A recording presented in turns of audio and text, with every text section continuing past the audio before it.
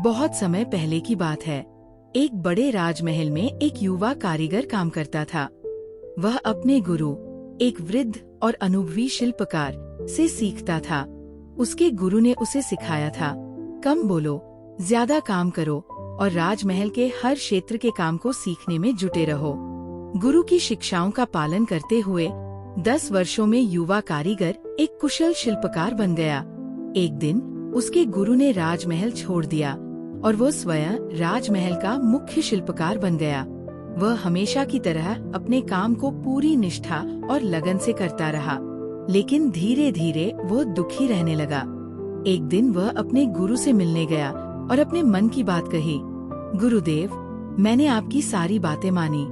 मैं बिना कुछ बोले अपने काम में जुटा रहता हूँ। राजमहल के हर काम में मैंने महारत हासिल कर ली है, लेकिन जो लोग मुझसे कम अनुभवी और अयोग्य हैं, उन्हें ऊंचे पद मिल गए हैं, जबकि मैं वही हूँ जहाँ पहले था। मुझे ये समझ नहीं आता कि ऐसा क्यों हो रहा है।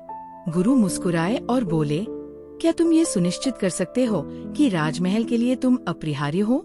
युवा ने गर्व से सिर हिलाया और कहा, हाँ गुरुदेव। गुरु कुछ देर सोचते रहे और फिर बोले, तो ऐसा करो, किसी भी बहाने से एक दिन का अवकाश मांगो और खुद को थोड़ा आराम दो। युवक को ये बात अजीब लगी, लेकिन उसने गुरु की सलाह मानी। जब वो अवकाश लेकर लौटा, तो राजमहल के प्रबंधक ने उसे बुलाया और कहा, तुम्हारे न होने से राजमहल के कई काम रुक गए। कोई भी तुम्हारे जैसे कुशलता से समस्या हल नहीं कर पाया। इसके बाद प्रबंधक ने उसे वरिष्ठ शिल्पकार के पद पर पदोन्नत कर दिया। युवक ने गुरु को धन्यवाद दिया और सोचा, गुरुजी की शिक्षा ही सफलता का रहस्य है। इसके बाद जब भी उसे लगता कि उसकी मेहनत का उचित सम्मान नहीं हो रहा है, वह एक दिन का अवकाश ले लेता। हर बार ऐसा करने से उसकी स्थिति और अच्छी हो जाती। लेकिन कुछ महीनों बाद उसे राजमहल में प्रवेश करने से रोक दिया गया। उसे पता चला कि उसकी नौकरी समाप्त कर दी गई है।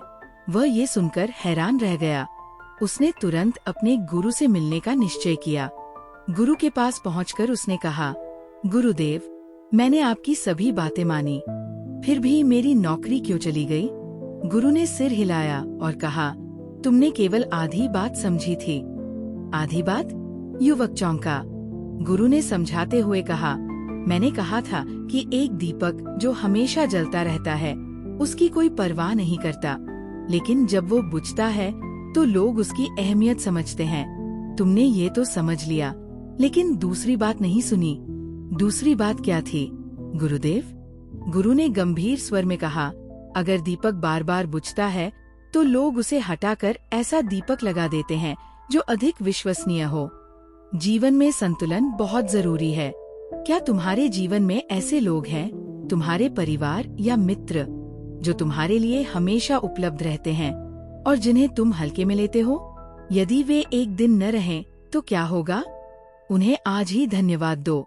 इसी तरह अपने कार्य में निरंतरता बनाए रखो। केवल इस कारण से काम न छोड़ो कि चीजें तुम्हारी इच्छा के अनुसार नहीं हो रही। संतुलन पाओ और जीवन तुम्हें बदले में संतुलन देगा। इस तरह गुरु ने उसे जीवन का असली सबक सिखाया। शिक्षा, जीवन में संतुलन बनाना जरूरी है।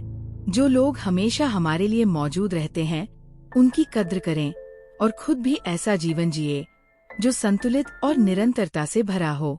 धन्यवाद। आपका दिन शुभ हो।